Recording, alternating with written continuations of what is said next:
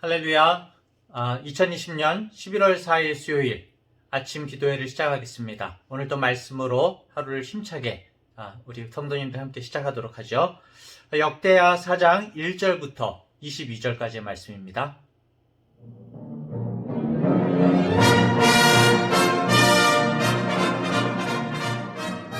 사장.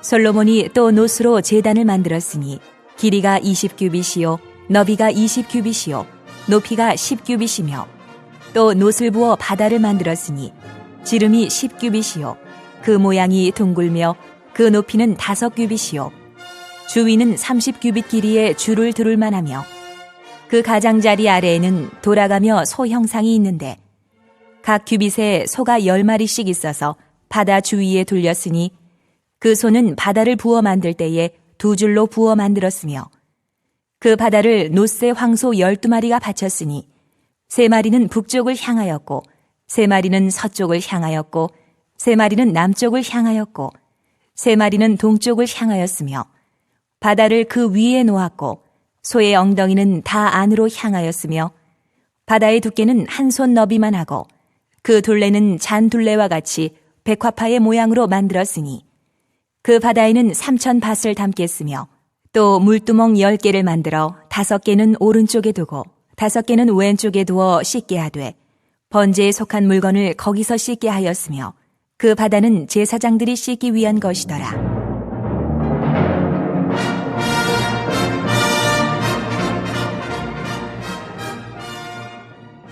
또 규례대로 금으로 등잔대 10개를 만들어 내전 안에 두었으니 왼쪽에 5개요 오른쪽에 5개이며 또 상 10개를 만들어 내전 안에 두었으니 왼쪽에 5개요 오른쪽에 5개이며 또 금으로 대접 100개를 만들었고 또 제사장의 뜰과 큰 뜰과 뜰 문을 만들고 그 문짝에 놋을 입혔고 그 바다는 성전 오른쪽 동남방에 두었더라. 후람이 또 속과 부삽과 대접을 만들었더라. 이와 같이 후람이 솔로몬 왕을 위하여 하나님의 성전에서 할 일을 마쳤으니 곧 기둥 둘과 그 기둥 꼭대기에 공 같은 머리 둘과 또 기둥 꼭대기에 공 같은 기둥 머리를 가리는 그물 둘과 또 그 그물들을 위하여 만든 각 그물에 2줄씩으로 기둥 위에 공 같은 2머리를 가리는 석류 400개와 또 받침과 받침 위에 물두멍과 한 바다와 그 바다 아래에 소 12마리와 솥과 부삽과 고기 갈고리와 여호와의 전의 모든 그릇들이라. 후람의 아버지가 솔로몬 왕을 위하여 빛나는 놋으로 만들 때에 왕이 요단 평지에서 숫곡과 스레다 사이에 지늘게 그것들을 부어내었더라. 이와 같이 솔로몬이 이 모든 기구를 매우 많이 만들었으므로 그 논무게를 능히 측량할 수 없었더라.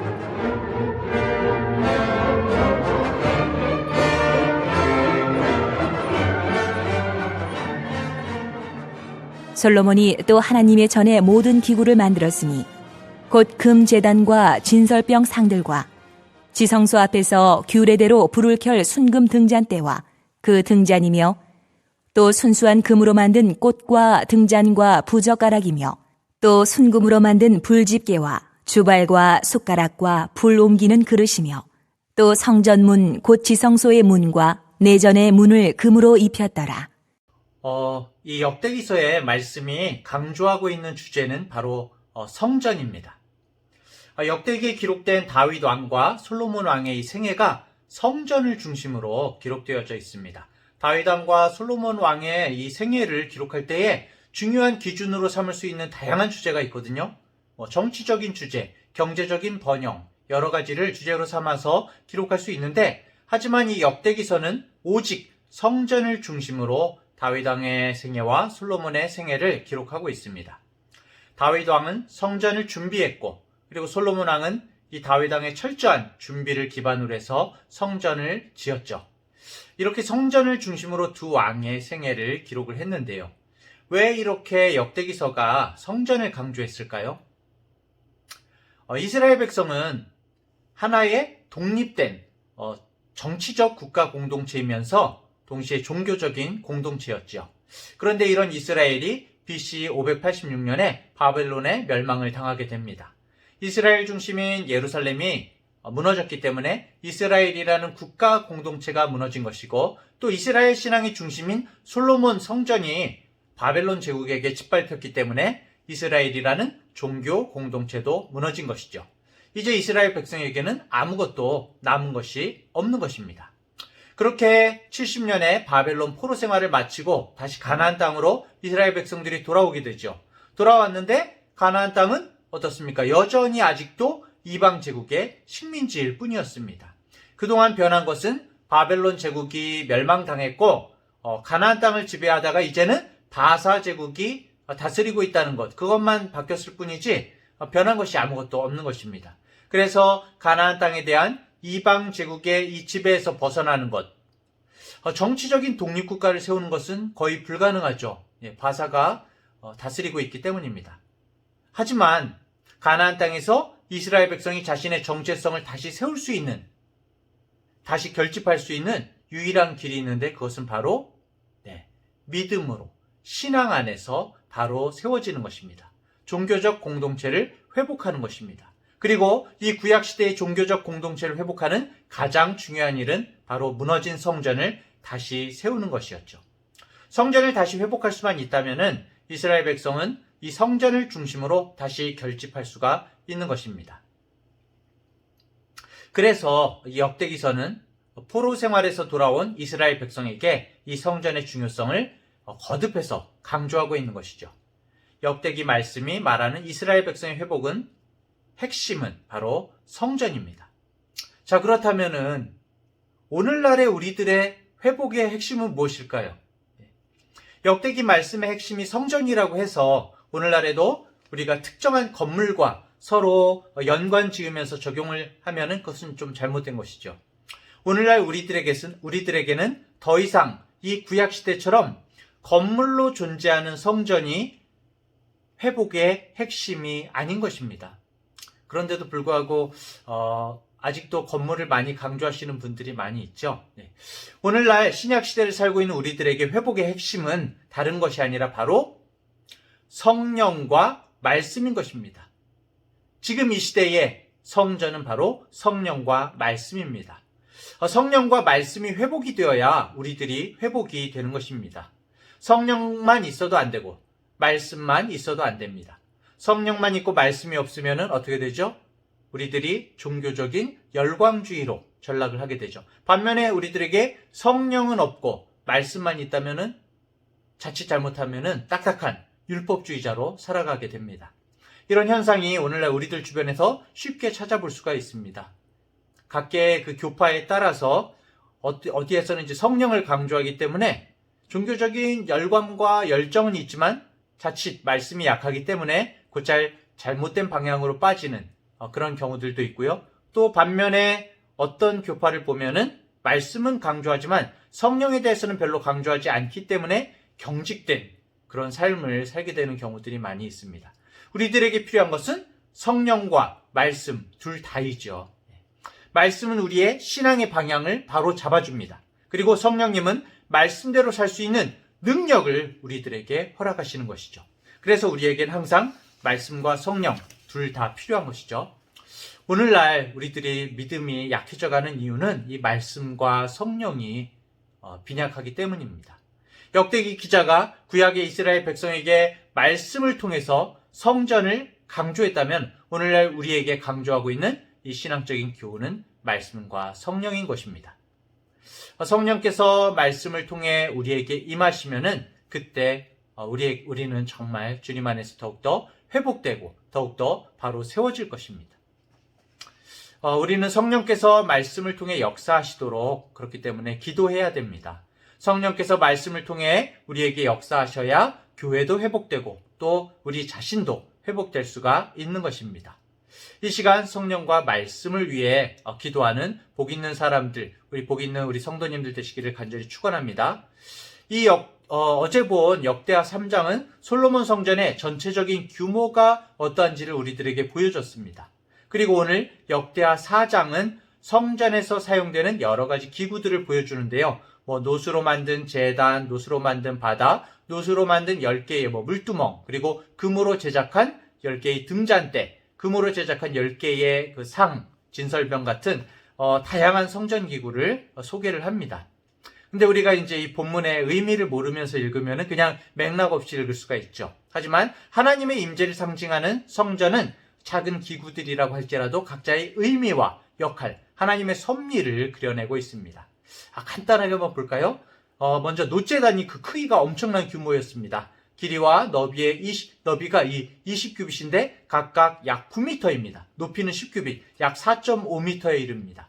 이 큰 제단에서 드려지는 희생 제사는 하나님과 이스라엘의 화해를 의미합니다. 희생 제사를 통해서 제물의 각이 떠지고 가죽이 벗겨져서 죽임을 당하는 것처럼 오늘날 우리 예배자로 살아가는 우리가 어떻게 해야 됩니까? 그렇게 자발적인 죽음을 주님 앞에서 인식하고 내가 실제로 죽지는 않지만 주님 앞에서 죽어지는 것입니다. 예배라는 것은 죽어지는 것이죠. 그렇게 될 때에 우리가 하나님과의 관계가 날마다 새로워지고 멀었던 간극이 가까워지는 것입니다. 거룩하신 하나님과 죄인된 우리가 또 가까워지는 것은 우리가 하나님과 같이 거룩해지는 것인데요. 6절에 등장하는 물두멍, 물두멍은 이 드려지는 제물을 씻어내는 기구거든요. 그리고 바다가 나옵니다. 이 바다는 제사장이 씻는 용도입니다. 드려지는 제물과 이 집례하는 제사장이 제사에 앞서서 씻는 이유는 바로 정결함, 거룩함을 위한 것입니다. 이 의식이 성전을 통하여서 우리의 죄를 씻겨주시는 하나님의 마음인 것이고 예수 그리스도를 이 땅에 보내셔서 우리를 거룩하게 하시는 하나님의 섭리를 나타내고 있는 것입니다. 7절과 8절에 등잔대 10개와 또 상, 진설병상 10개가 나오죠. 각 등대는 7개의 가지가 있어서 7개의 등을 달 수 있고 진설병을 올려두는 상도 비치되어 있습니다. 이 등잔대의 등은 성전 안에서 이 저녁부터 아침까지 항상 등불을 켜둠으로 언제 어디서나 변함없이 우리와 함께 하시는 하나님의 임재를 나타내는 것입니다. 등잔대 위에 등이 밝혀질 때 성전이 환하게 밝아지죠. 이것이 이 성전 안에 하나님의 임재가 가득한 것을 상징하는 것입니다. 그리고 성전에서 예배하는 우리 예배자들이 마찬가지로 빛된 삶을 살아가야 한다는 것을 말하고 있습니다. 에베소서 5장 8절에 보면 이러죠. 너희가 전에는 어둠이더니 이제는 주 안에서 빛이라. 빛의 자녀들처럼 행하라. 말씀을 맺겠습니다. 성전에서 드려지는 이 예배는 정말 일회적으로 치러지는 행사가 아니죠. 예배는 거룩하신 하나님과 가까워지기 위해서 우리의 죄를 씻어내는 것이고 또 스스로 매일매일 죽는 것을 말하는 것입니다. 예배는 성전 안에서만 이루어지는 것이 아닙니다. 우리의 예배가 생활이 되고 우리의 생활이 예배가 되어서 이 세상이 온통 하나님의 영광으로 가득하기를 소망하는 자가 진정한 예배자인 것이죠. 그런 예배자가 온 세상의 빛을, 주님의 빛을 비춰낼 수가 있는 것입니다. 오늘도 각자의 삶의 자리에서 가정에서, 직장에서, 삶의 모든 곳에서 스스로 불태워져서 드려지는 삶을 살아가는 우리 모든 성도님들 되시기를, 빛의 삶을 살아가는 성도님들 되시기를 간절히 축원합니다. 오늘 기도의 제목을 함께 나누겠습니다. 기도와 말씀으로 바로 서야 됩니다. 영과 진리로, 기도와 말씀으로 바로 서는 우리 자신들, 우리 공동체가 되게 하여 주시옵소서. 두 번째로, 날마다 모든 삶에서 주님의 계심을, 임재하심을 의식하고, 인식하고, 깨닫고 주님 앞에서 행하는 자가 되게 하여 주시옵소서. 세 번째로, 하나님께서 나의 삶에 맡겨주신 사명을 생각하면서 주님께서 우리를 구원하신 것처럼 우리도 오늘 하루 누군가를 위해 죽어지는 하루가 되게 하여 주시옵소서. 이 기도의 제목을 가지고 기도하겠습니다. 먼저 제가 기도하고 다 같이 기도하면서 하루를 시작합니다.